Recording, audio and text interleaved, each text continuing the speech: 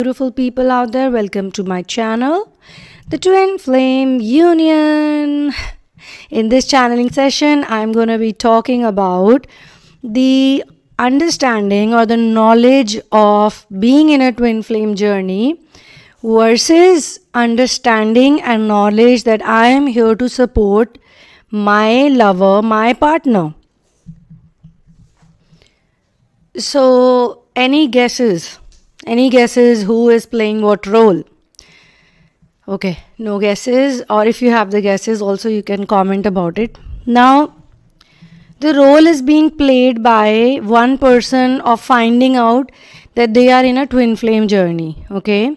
And the reflection, the opposite party will understand their lesson that they are here to support, surrender and love and respect in whatever way they can their partner, okay? Now, everything does not happen in one day. Please remember that. That's why we need regular content and we need regular positivity which we generate from within. When we generate positivity, we can give out positivity back. At the same time, you cannot ignore negativity because some people who run away too much from negativity, they are the ones who fall into the trap of addictions, okay? So, don't always look for positive because that is not a good way of going ahead in this journey. You need to face your demons. You need to face your fears. Okay, that's one side of it. Now, the first part of it. So, it is the divine feminine, the sensitive one, the empathetic one, the one who was neglected, the one who was ignored, the one who was not given love, the one who was told you're not good enough even when they were more than good enough, okay? The divine feminine energy, whosoever possesses it, this is the person who at one point will first find out that they are a twin flame or a star seed or a light worker for sure. That is the only reason, that is the only thing they love to do, okay? Number one, they'll find that out.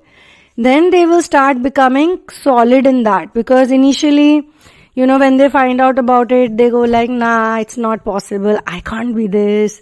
I can't be that. Sounds a little bit special. Sounds like, you know, there's some kind of responsibility for the earth. Sounds like a movie, you know, like how superhero movies are. Superhero movies are obviously too exaggerated because they are also more about earning money. When these people make superhero movies, you know, making the superhero wear those tight dresses and capes and make them look larger than life and make them look like the biggest humanitarian. Not that there are not any superheroes. There must be. There could be. There are obviously a lot of celestial beings who live amongst us. We don't even get to know. Okay. And they live like regular lives. They don't want to tell everyone that, hey, I am this or I am that. Okay. So, these movies are just trying to create some kind of a world and some kind of a fantasy for human beings. And we all want to be like that. You know, we all just want to quit our jobs and we just want to leave everything. All the worries, all the mundane things, all the rigmaroles, all the toxicity. And we also just want to go out and do the thing that is save people, help other people out. You know, become a hero. Okay. But becoming a hero is not for other people. Becoming a hero is for your own self. So you don't need any outside appreciation or approval that, look, this person is a hero.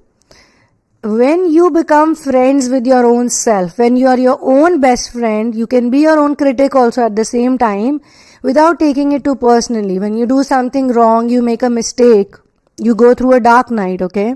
And you go through guilt and shame and you go through all the awful feelings. Eventually, you do come out of it. There's no denying the fact that the dark nights don't end. Like I created this really funny video yesterday about how, it's a short video guys, how people in dark night, you know, they say these things, everything is so boring, nobody loves me, nobody talks about me, nobody cares for me. You know, we all say these things. But we need to see it from a point of view of humor. Everything can't be always serious. Because people who are too serious, it's good to be serious, it's good to be disciplined, but you need to have a humor for all the dark things that happen in the world, because if you're not going to have that humor, you're going to burn out too soon. You need to laugh at yourself. You need to laugh at the stupidity we do on a regular basis. Like all twin flames and star seed light workers, they all go through these mood swings. They all go through these. I've gone through dark nights which were more than 1 year long. So you can imagine being inside your room, being locked up, not doing anything, every day thinking that you're done, you're stupid, nobody likes you, nobody loves you, something is wrong with you, and whatever is happening within you will be reflected outside of you. So all the toxic family members, relatives, friends, relationships, boyfriends, lovers, whatever you want to call them, everyone has that, guys. Come on, you all, maybe now you're thinking, oh, there's nobody in my life, but most of you have been in relationships. Most of you have been in those type of relationships, very romantic relationships, very obsessive relationships, where you were like dating people, someone specific, but then you realize that you don't want this type of a relationship, you don't want what everybody has.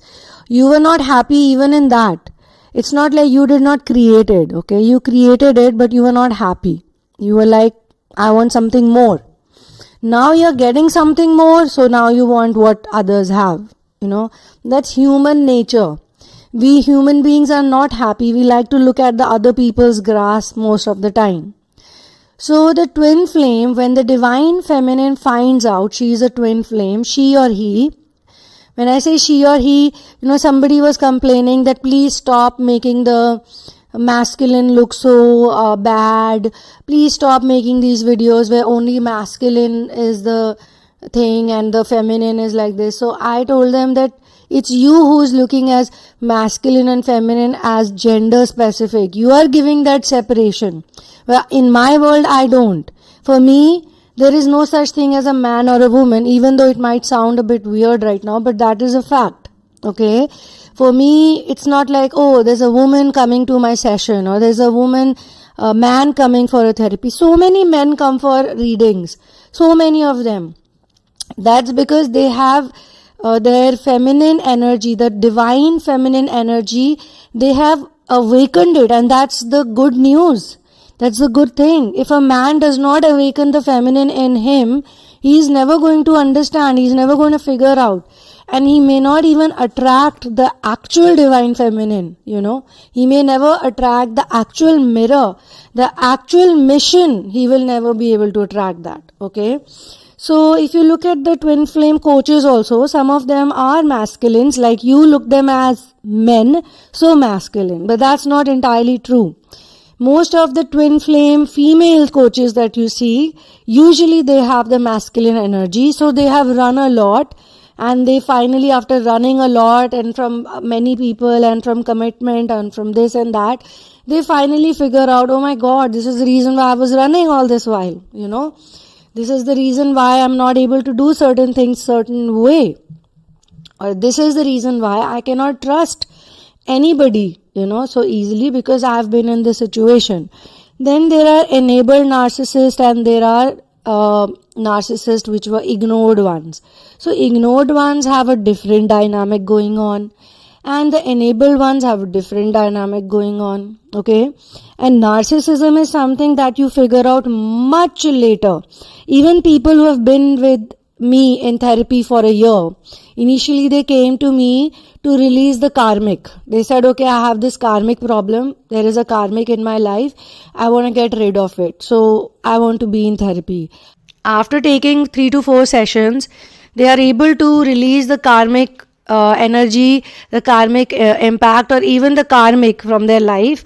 But then they realize that, okay, so this is the reason why I was attracting karmics, or a single karmic, okay? So now they understand that it's not the karmic they have a problem with. It's the masculine or the male counterpart, or the whosoever, that partner is man or a woman, that is the real person that I need to work with. The karmic was also created by me.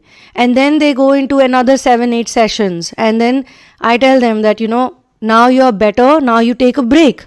You come back to me after some time, because you need to go and live your life.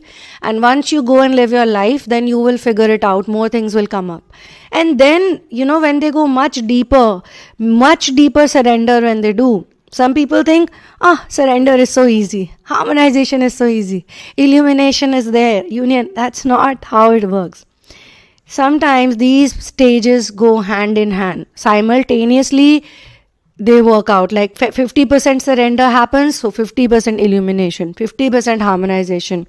Literally 50%, you can say union also figures out. Little bit, you'll understand, So keep watching the content that I share. Today I shared this one. It took me so many days to make. It looks like a simple video, sometimes a 16 minute simple video can actually take you weeks to put down the right kind of points. Your neck is hurting because you're constantly editing, you're constantly typing, you're not able to sleep because you're so excited about it. So it happens, guys. It happens with all of us. But then if you have a passion or a mission, then you will not be, you might get demotivated. I'm not saying you won't, but you'll figure it out, because you're a twin flame and you're here for a reason. Okay. But it is, as I said, mirroring. So once you realize that you're a twin flame, then only the other person on the other side will realize that their purpose on planet Earth is to support the twin flame. They are here to be the mirror for the twin flame. They are here to objectively not judge them. Like what happens with the partners of twin flames usually is that they take everything too personally, because the twin flames have a habit of being very straightforward and blunt. Even I do that with you guys, don't I? I tell you, this is what you're not supposed to do, or this is great. Sometimes if I praise so much. Sometimes when I criticize, I'll directly criticize. But then you don't have to take it personally that it's happening for me only. It's happening maybe in the community. It's happening, maybe a bunch of people are doing it, right? Similarly, twin flames in their personal life also, with their partner specifically, they'll clearly say, I don't think this is good that you're doing. You should not do it. Now the partner is like getting too emotional about it. Oh, she said this to me. Maybe she's gonna leave me. Or maybe, she's not the right one for me. Am I that bad? All my life, I'm doing this, and here she comes and tells me, you don't have confidence, man. Like everyone tells me I'm the most confident person. Everyone tells me I'm the most good looking guy. Everyone tells me this. Everyone tells me that. And she comes up to me and she tells me the absolute opposite of it. What do I do with that? So he's sitting there crying and cribbing and feeling bad and getting hurt and all that. So that's his journey. He needs to work it out. That he needs to know that she's not saying it personally to me.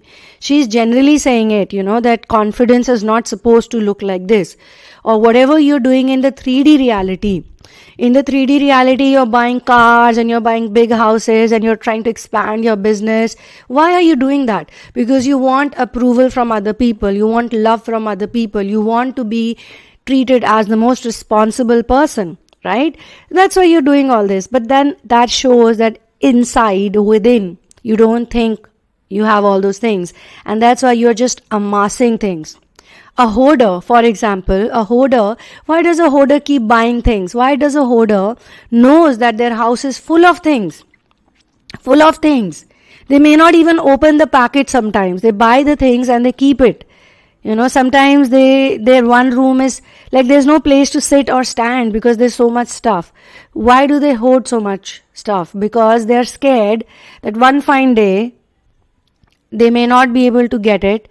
Or right now is the deal going on or some kind of offer going on, so I should get it. They don't gift it, they don't donate it, they don't even use it sometimes, but they keep collecting it because there's a certain fear within them. In their childhood, they go through something. That's why we do, therapies for hoarders also.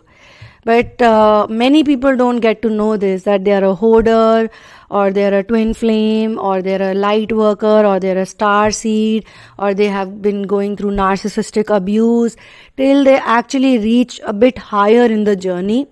Whether you like it or not, that's how it is. Initially, they just keep looking at the small things, like this is that, this is that.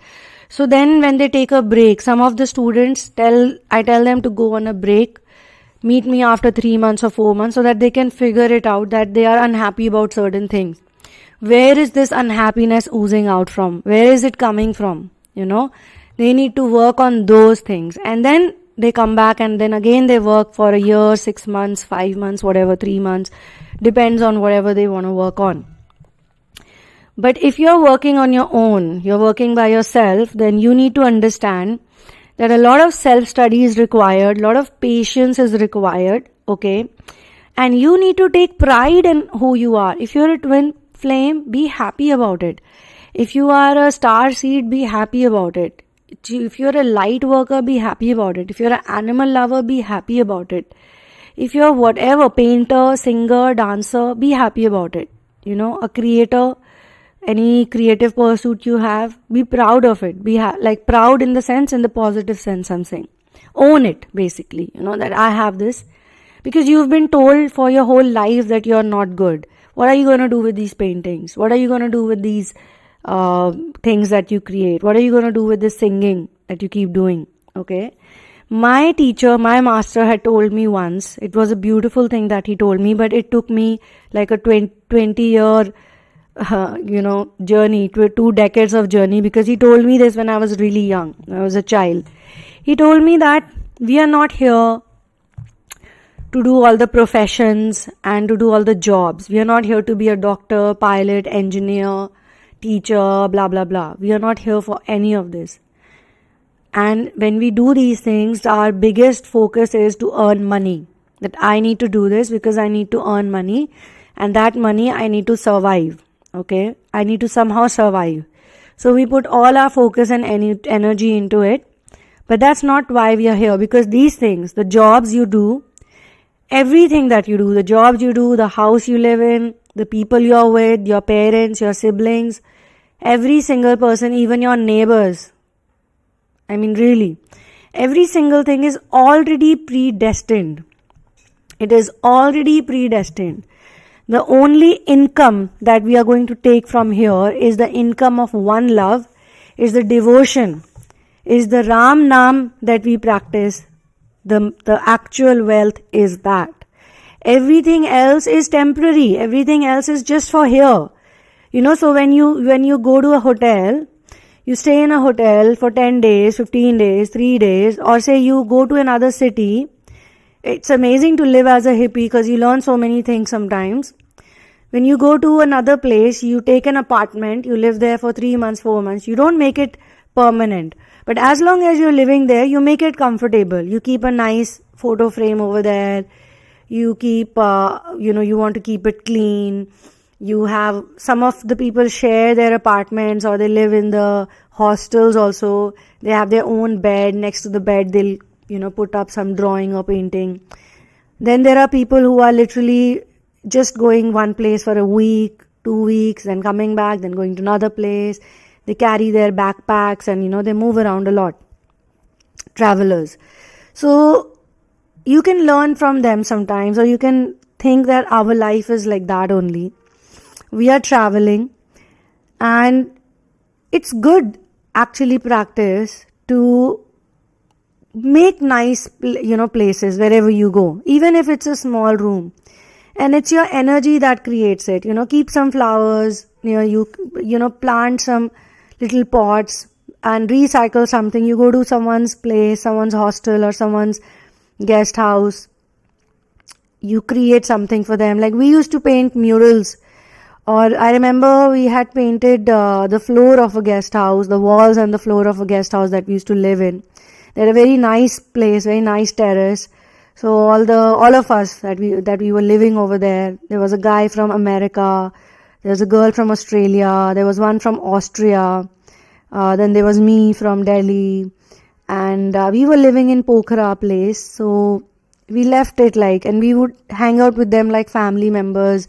Because everyone knows that when you leave the place, you may go back there, maybe for a day or two, but you're not going to go back there again. If you ascend, obviously, you're not going to go back there again. Maybe in your life sometime, so you settle in some place like that.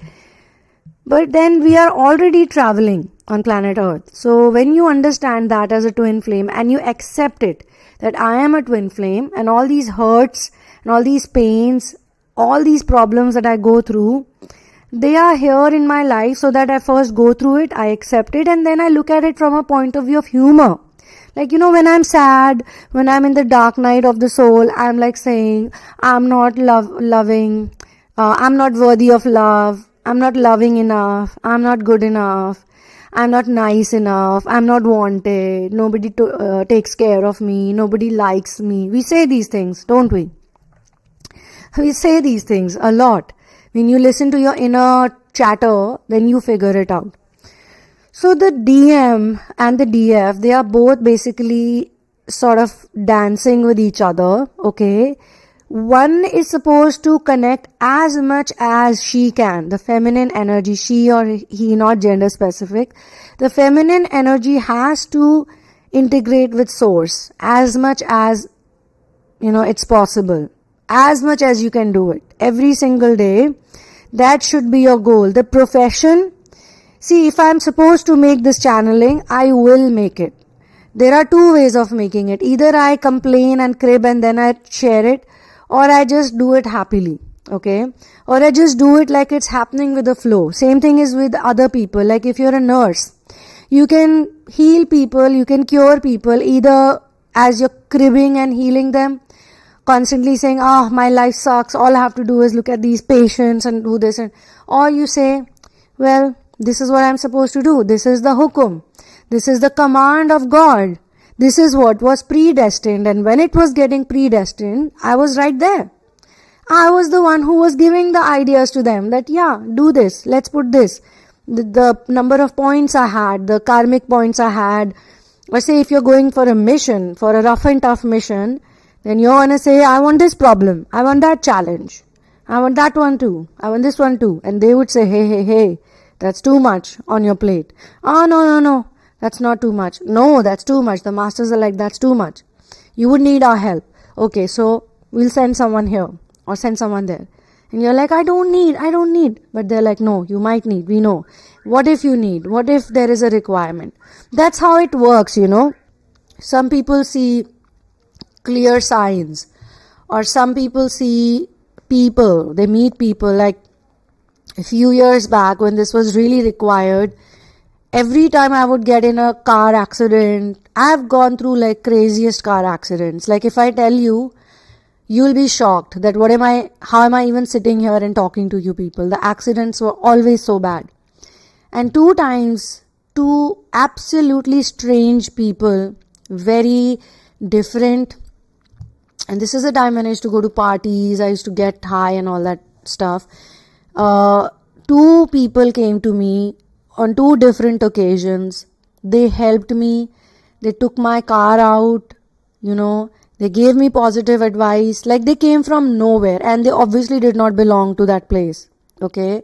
In one case, I even asked for the phone number. So that man who helped me, he gave me his phone number. I called him. I gave him a missed call. Okay. And he said, you better leave from here, darling. You better leave. I said, but are you sure I'm going to be able to drive this car? Because I was in a ditch like 20 minutes back. He came from nowhere. He collected like 20 people. They got my car out and then he took me to one corner and he said, you better leave and you go back home. I said, but this car, do you think I can drive it? He said, it will work absolutely fine. Nothing has happened to your car. Not even a single scratch is there. You'll find out about it in the morning. Okay. When you check tomorrow morning, you will see that there's not even a single scratch and you are scratchless too. So basically I was reversing and there was a highway construction going on and there was a big dip. A ditch was there and I could not see what's in the back and I was probably a little dark and probably I was also not in the best of my senses. I reversed it so much that the car fell into that ditch. And I was almost literally my legs, I was in a weird posture and then the car doors got jammed and I could not open. That he came and he helped me. He took my phone out, which fell literally in the back. Everything went and fell in the back seat, because the car was literally upright, standing in 90 degrees, 90 degree angle. Okay.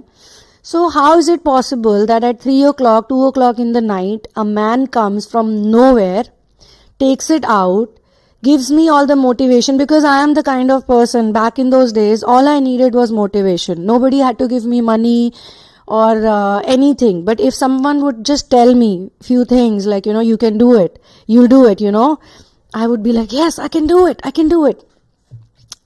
Because I was in a limbo state, guys, like so many of us have been in, okay? Nobody was actually giving any positive advice. Everybody was there to use me, completely use me, Nobody actually cared or loved me at that time. All the people, and I had so many people in my life at that time. Could literally say I had like 500 people, who would come up to me in parties or in friendships, or always a boyfriend was there. And now I can see the boyfriend was probably the most selfish boyfriend I could ever have, but on the face it was always very nice. And not that I'm not in touch with those people even now. Some of them still connect with me. Some of them still say, I want you back in my life and this and that. Anyway, the point is that this man, who was this man, okay?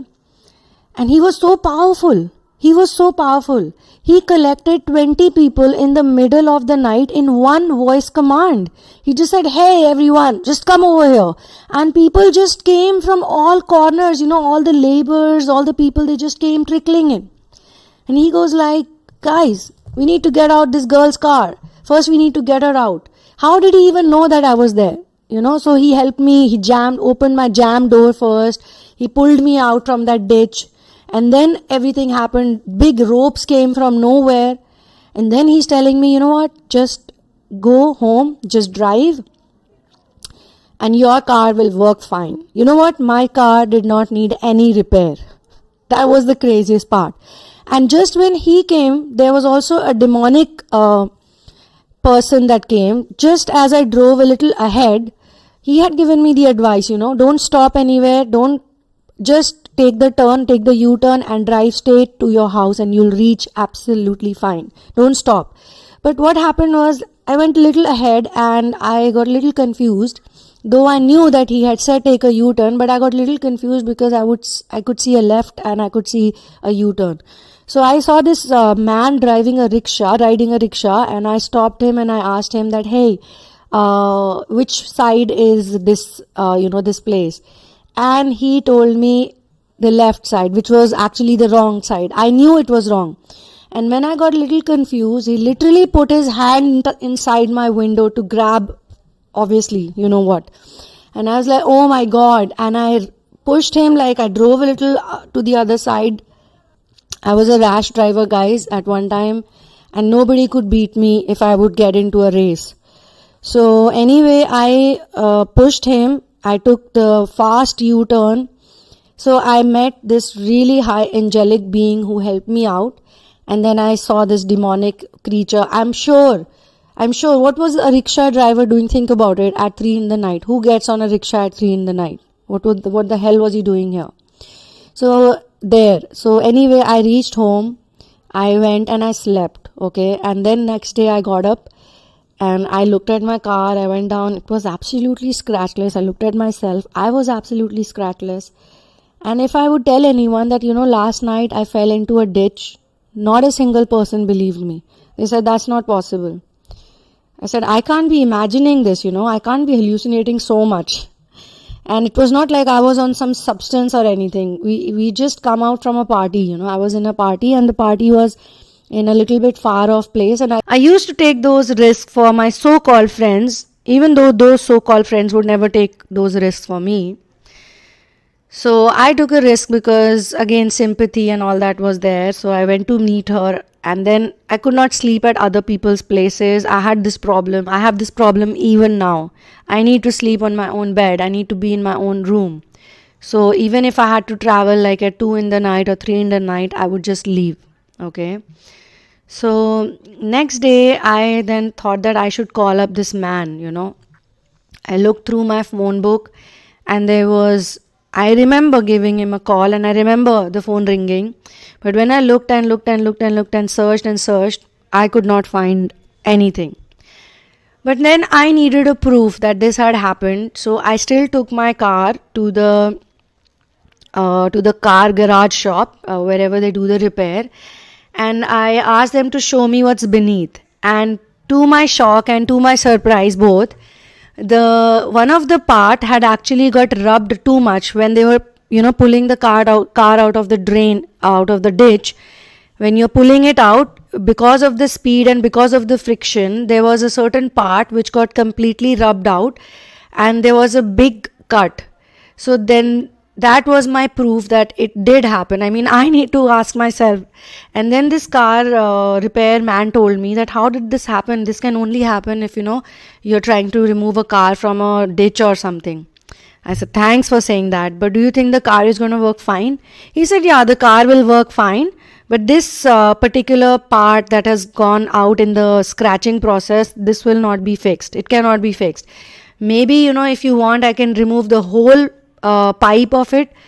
I said, but if the car is working fine and there will not be any problem in the future, just like the man had told me, then it's okay, just leave it. I mean, I will remember, that this happened.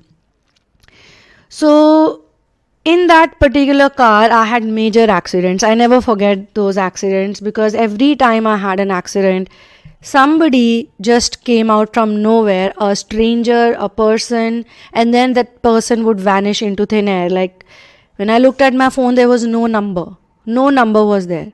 Okay, I looked. I thought maybe I didn't save it, but I remember giving the missed call.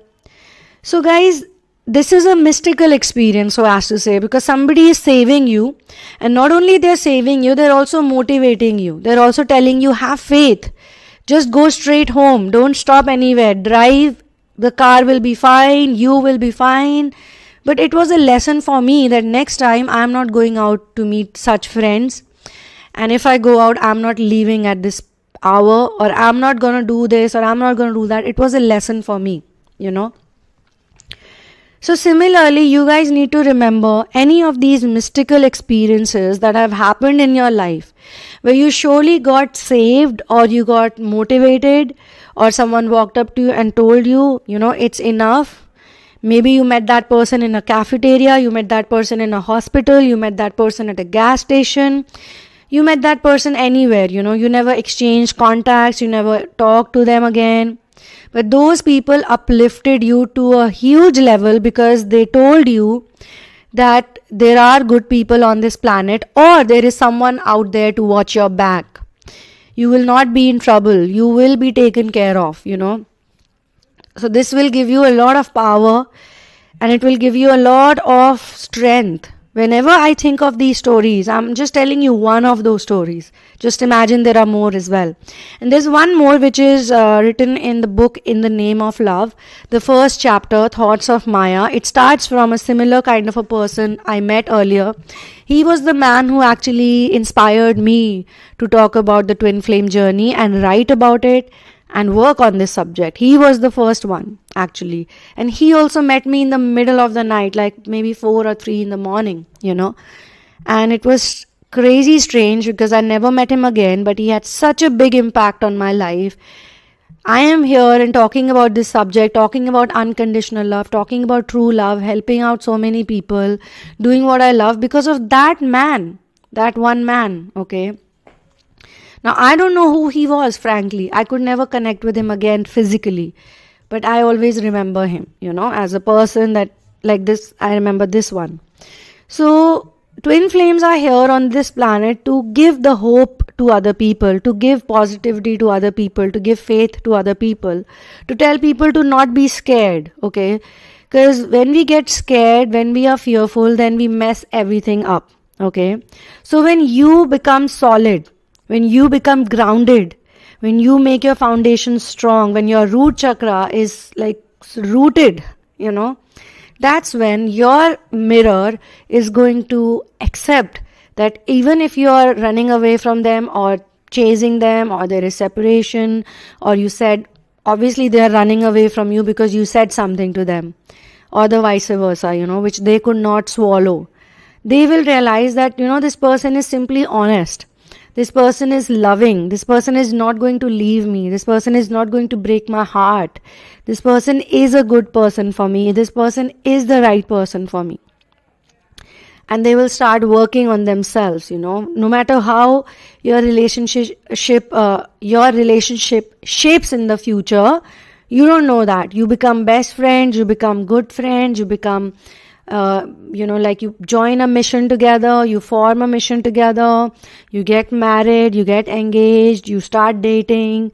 No matter what you do, no matter what format you get into, because frankly telling you, if you're a twin flame, you really don't care about the worldly way marriages or engagements happen, okay?